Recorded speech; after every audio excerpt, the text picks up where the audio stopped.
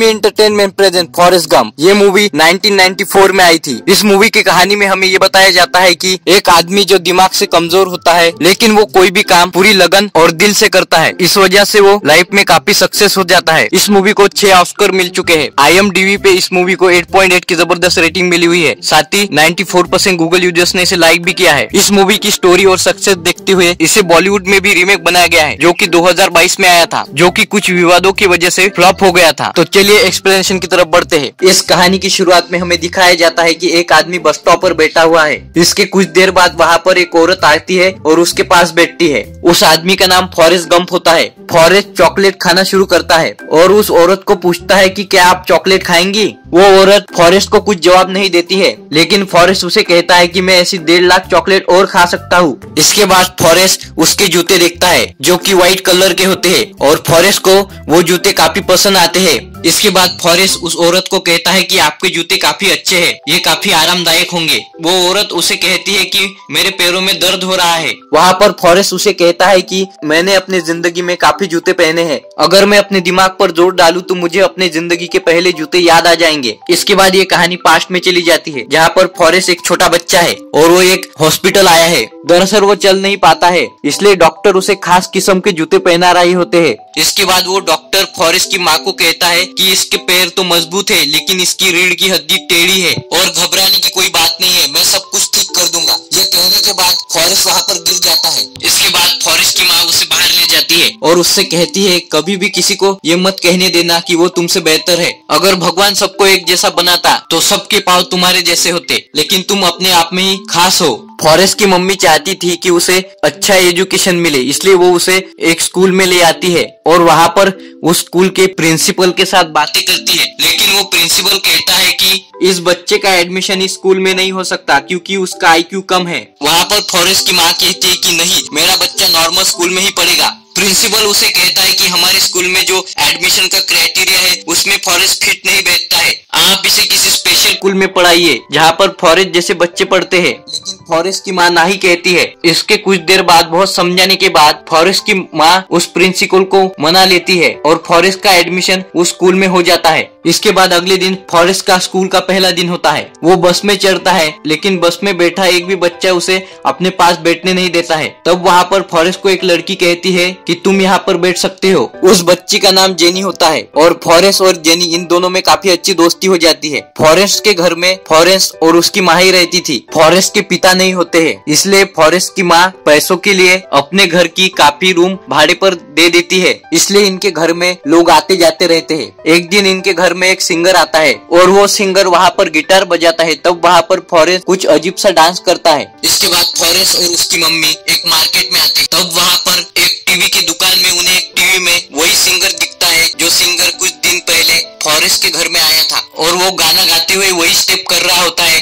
जो step forest ने जब वो सिंगर गिटार बजा रहा था तब किया था, और लोग उस स्टेप को काफी पसंद कर रहे थे। इसके बाद हमें जेनी और फॉरेस्ट दिखाए जाते हैं, जो काफी अच्छे दोस्त बन गए हैं। वो साथ में खेलते हैं। जेनी और फॉरेस्ट वहाँ से जा ही रहे होते हैं कि वहाँ पर 3 लड़के आते हैं और फॉरेस्ट के सर पर पत्थर मारते हैं। तब वहाँ पर जेनी फॉरेस्ट को कहती है कि भागो फॉरेस्ट भागो। वहाँ पर फॉरेस्ट अजीब तरह से भागने लगता है। वो तीनों लड़के अपनी साइकिल पर बैठकर फॉरेस्ट का पीछा करते हैं। तब वहाँ पर जेनी कहती है कि और तेज भागो फॉरेस्ट। वहाँ पर फॉरेस्ट जोर से भागने की कोशिश करता है। तब वहाँ पर जो लोहे के रॉड के जूते उसके पैर में होते हैं वो टूट जाते हैं। इसके बाद फॉरेस्ट थोड़ी अपनी स्पीड बढ़ाता है और इतना तेज भागता है कि वो तीनों लड़के साइकिल से भी उसे पकड़ नहीं पाते हैं, और वहाँ पर फॉरेस्ट को पता चलता है कि वो काफी तेज भागता है। इसके बाद हमें ये दिखाया जाता है कि जेनी भी फॉरेस्ट के घर के आसपास ही रहती है। इसके बाद रात को जेनी चुपके से फॉरेस्ट के कमरे में आ जाती है और उसे कहती है कि उसके घर में कुत्ता है जिससे उससे डर लगता है, और वहाँ पर वो सो जाती है। इसके बाद फॉरेस्ट और जेनी काफी बड़े हो जाते हैं। वो दोनों कहीं जा रहे होते हैं, तभी वहाँ पर वो तीनों लड़के आते हैं जिन्होंने बचपन में उसके सर पर पत्थर मारे थे। वो तीनों लड़के वापस से फॉरेस्ट के सर पर पत्थर मारना शुरू करते हैं। वहाँ पर जेनी फिर से कहती है भागो फॉरेस्ट भागो। फॉरेस्ट वहाँ से भाग रहा होता है, लेकिन इस बार वो लड़के साइकिल पर नहीं जीप में आए होते हैं। लेकिन फॉरेस्ट वहाँ पर बहुत तेजी से भागता है और भागते भागते एक ग्राउंड में आ जाता है जहाँ पर रग्बी का मैच शुरू होता है। तब वहाँ पर फॉरेंस उस ग्राउंड में मौजूद प्लेयर्स से भी काफी तेज भागता है और वहाँ से चला जाता है। ये सारी बातें वहाँ के कोच नोटिस करते हैं। तभी वहाँ पर उस कोच को एक टीचर कहता है कि इसका नाम फॉरेस्ट गंप है और ये काफी इडियट है, लेकिन वो कोच फॉरेस्ट को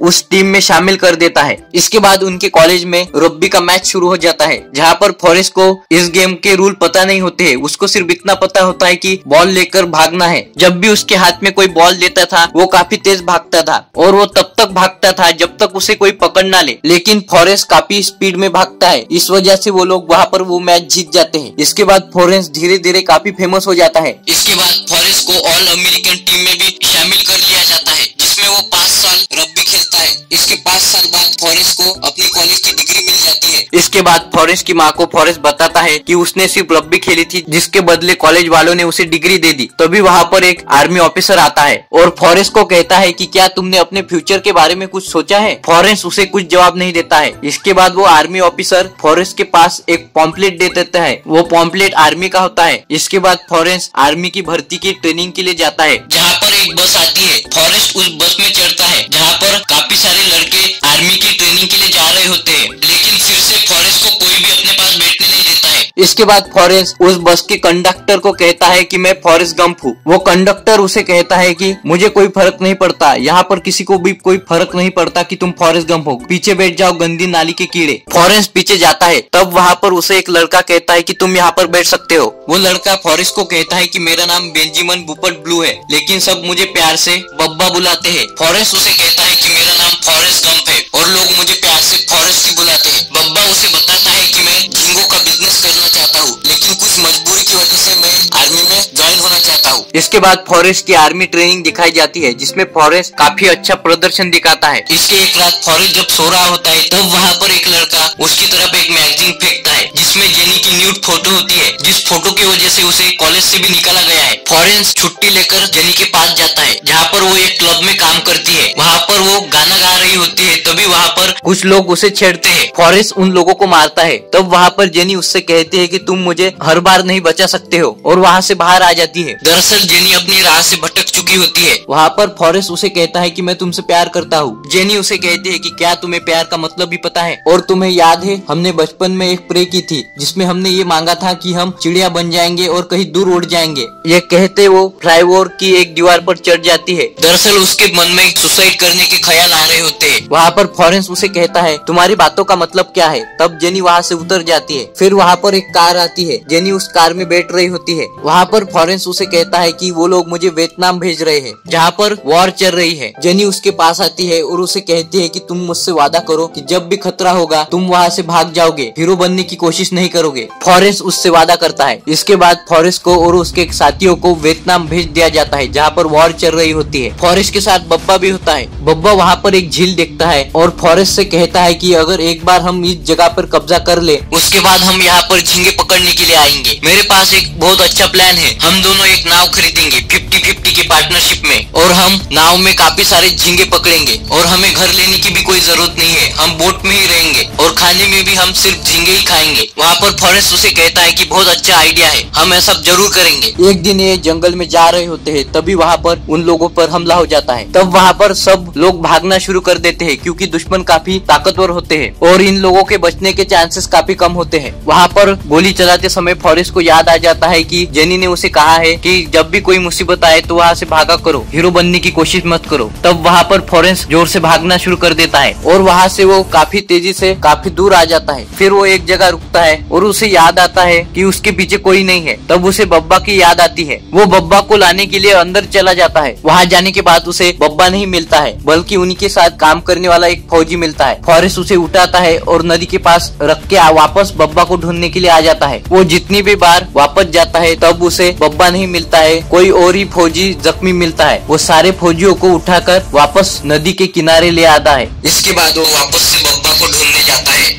तब वहाँ पर उसे लेफ्टिनेंट डैन मिलते हैं। दरअसल डैन को देश के लिए मरना था लेकिन फॉरेस्ट उसे उठाकर नदी के किनारे ले आता है। इसके बाद उसे बब्बा भी मिलता है लेकिन बब्बा गोली लगने की वजह से वहाँ पर मर जाता है। इसके बाद हमें हॉस्पिटल का सीन दिखाया जाता है जहाँ पर फॉरेस्ट गम को भी गोली लगी होती है, लेकिन फॉरेस्ट गम को इसका कोई फर्क नहीं पड़ता है। वो बस वहाँ की आइसक्रीम एंजॉय कर रहा होता है। वो डैन को भी एक आइसक्रीम खाने के लिए कहता है, लेकिन डैन उससे नफरत करता है क्योंकि फॉरेस्ट ने उसकी जान बचाई थी। अब वो जिंदा भी है लेकिन उसके दो पैर नहीं है। इसके बाद फॉरेस्ट एक दिन एक सोल्जर को पिंग पोंग खेलते हुए देखता है। फॉरेस्ट उसके पास जाता है, तब वो सोल्जर उसे कहता है कि ये खेल इतना भी मुश्किल नहीं है, बस बॉल से नजर नहीं हटनी चाहिए। इसके बाद फॉरेस्ट पिंग पोंग खेलना शुरू करता है। जैसा उस सोल्जर ने फॉरेस्ट को कहा था कि बॉल से नजर नहीं हटनी चाहिए, फॉरेस्ट वैसा ही करता है। इसके बाद फॉरेस्ट पिंग पोंग की काफी प्रैक्टिस करता है, जिसकी वजह से फॉरेस्ट पिंग पोंग में काफी एक्सपर्ट हो जाता है। जब फॉरेस्ट प्रैक्टिस करता है तब सारे सोल्जर उसे देखने के लिए आते हैं। इसके बाद फॉरेस्ट को जंग में सोल्जर्स की जान बचाने के लिए मेडल मिलता है। वहाँ पर उसे जेनी भी मिलती है। जेनी एक ड्रग्स एडिक्टेड बन गई है और जेनी अब ऐसे लोगों के साथ रहती है जो गवर्नमेंट के खिलाफ है। उन लोगों में एक आदमी ऐसा भी होता है जिसके साथ जेनी लिविंग में रह रही होती है। जेनी को वो साइड में ले जाता है, उन दोनों को वहाँ पर झगड़ा होता है और वो जेनी को थप्पड़ मारता है। ये फॉरेस्ट देखता है, फॉरेस्ट को काफी गुस्सा आता है और फॉरेस्ट उस आदमी को बहुत बुरी तरीके से मारता है। इसके बाद जेनी और फॉरेस्ट वहाँ से निकल जाते हैं। दोनों रात भर घूमते हैं। इसके बाद सुबह वापस वो आदमी जेनी के पास आता है, उसे मना लेता है, लेकिन फॉरेस्ट नहीं चाहता था कि जेनी उस आदमी के साथ जाए, लेकिन जेनी उसके साथ चली जाती है। इसके बाद फिर से जेनी और फॉरेस्ट अलग हो जाते हैं। फिर हमें फॉरेस्ट को दिखाया जाता है जो अभी काफी अच्छा पिंग पोंग खेल लेता है।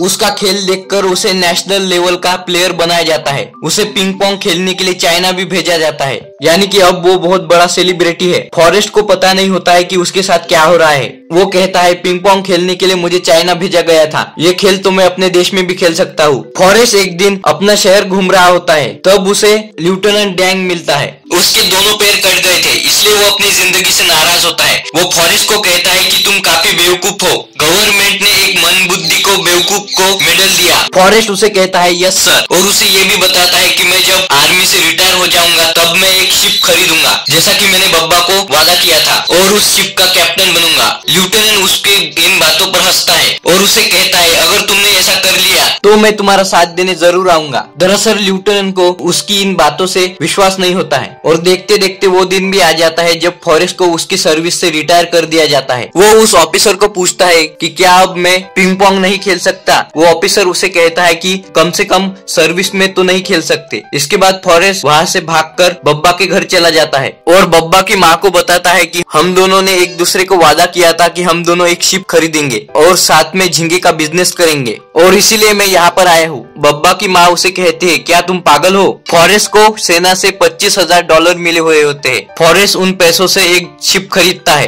कई दिनों की मेहनत के बाद भी वो एक भी झींगा पकड़ नहीं पाता है। एक दिन उसे 2 झींगे मिलते हैं, तब वहाँ पर एक आदमी उसे आकर कहता है कि तुमने अपनी नाव का कोई भी नाम नहीं रखा है, इसलिए मनुष्य छाई हुई है। इसके बाद फॉरेस्ट अपनी शिप का नाम जेनी रखता है क्योंकि वो जेनी से काफी प्यार करता था। एक दिन वो देखता है कि समंदर के किनारे लेफ्टिनेंट डैन बैठे हुए हैं, जिन्होंने उससे वादा किया था कि अगर तुम शिप खरीदोगे और उस शिप के कैप्टन बनोगे तो मैं तुम्हारा साथ देने जरूर आऊंगा। फॉरेस्ट गम उसके नाव से कूदकर लेफ्टिनेंट डैन के पास आता है। डैन उसे कहता है कि मैं अपना वादा पूरा करने के लिए आ गया, लेकिन ये मत सोचना कि मैं तुम्हें सर कहूंगा। फॉरेस्ट उसे कहता है यस सर। इसके बाद फॉरेस्ट जिस नाव को चलती हुए छोड़ के आया था वो किनारे से टकरा जाती है। इसके बाद वो दोनों साथ मिलकर झींगे पकड़ रहे होते हैं। लेफ्टिनेंट डैन उसे बताता है कि मैं बताता हूँ तुम्हें कि झींगे कैसे पकड़ने चाहिए। बहुत कोशिश करने के बाद भी उन्हें एक भी झींगा नहीं मिलता है। उनके जाल में सिर्फ कचरा फंसता है, लेकिन वो दोनों अभी भी हार नहीं मानते हैं। एक रात को वो दोनों वापस से समंदर में मछली पकड़ने के लिए निकलते हैं और उस रात वहाँ पर बहुत बड़ा तूफान आता है। अगली सुबह जब वो लोग किनारे पर आते हैं तब वो लोग देखते हैं कि इस किनारे पर एक भी नाव बची नहीं है, सिर्फ एक ही नाव बची है और वो नाव है फॉरेस्ट गम की। अब जब झींगे पकड़ने के लिए एक भी नाव नहीं होती है तब समंदर के सारे झींगे उनकी ही नाव पकड़ती है और वो लोग वहाँ पर इतने झींगे पकड़ते हैं कि वो लोग काफी अमीर हो जाते हैं और ये लोग काफी नाव खरीद लेते हैं। और उन लोगों ने एक कंपनी खरीदी है जिसका नाम है बब्बा गम, जो कंपनी अमेरिका में काफी फेमस हो गई है। एक रात को जब वो वो दोनों नाव में होते हैं तभी फॉरेस्ट गम को पता चलता है कि उसकी मम्मी बीमार है। ये सुनते ही फॉरेस्ट उस चलती हुई नाव से कूद जाता है और भागते हुए अपनी मॉम के पास आता है। और इसके कुछ दिनों बाद फॉरेस्ट की माँ की मौत हो जाती है। फॉरेस्ट यहाँ पर डिसाइड करता है कि अब वो